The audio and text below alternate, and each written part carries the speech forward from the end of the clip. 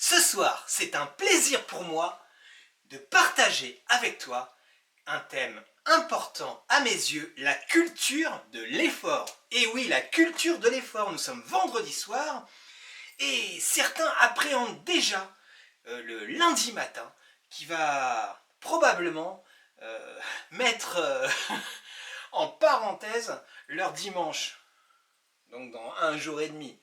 Et oui, le lundi est souvent source de stress pour beaucoup, mais il y a des solutions à tout.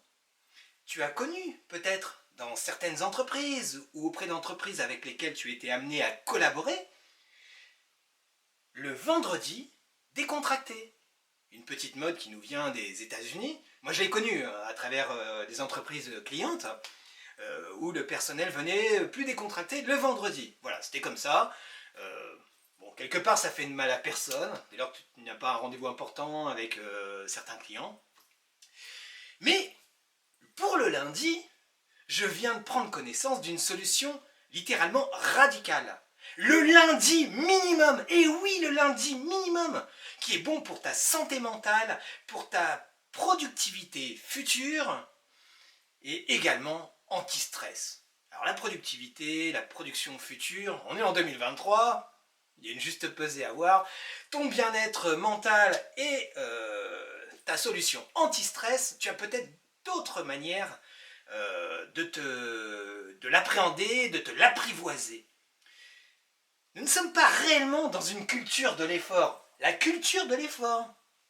Parce que tu rajoutes le mercredi jour des enfants, le lundi minimum, le vendredi décontracté, finalement, je me mets à la place de certains de mes adhérents en mutuelle santé en prévoyance quand on discute, qui sont très très inquiets pour leur retraite par rapport au marché du travail. Et oui, parce que la réalité c'est que tout le monde cotise et ont cotisé pour leur retraite, mais néanmoins ce sont les cotisations d'une même année qui vont payer les prestations de la même année.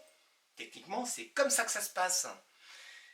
Alors, si réellement ton lundi est une source d'angoisse, il y a peut-être une manière différente d'approcher le sujet.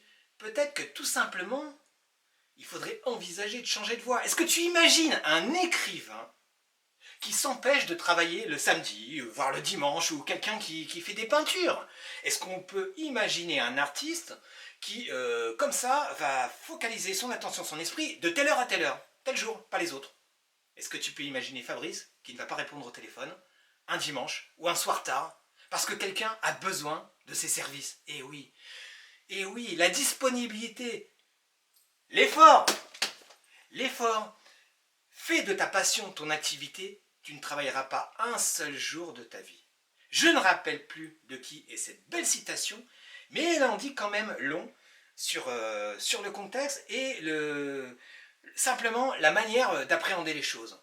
Le travail ne doit pas être quelque chose qu'on subit. Dès lors qu'on le subit, ce n'est pas avec des morceaux de scotch, certaines solutions aléatoires qu'on va résoudre le problème. Le tout est de trouver sa propre voie. Je te conseille quand même l'article qui est relativement intéressant sur Presse Santé, sur le lundi minimum. Presse Santé donc du 16 février d'hier, 2023. Porte-toi bien, beau week-end. Et puis, si tu travailles lundi, prends soin de toi dimanche soir et pas d'angoisse. Belle soirée!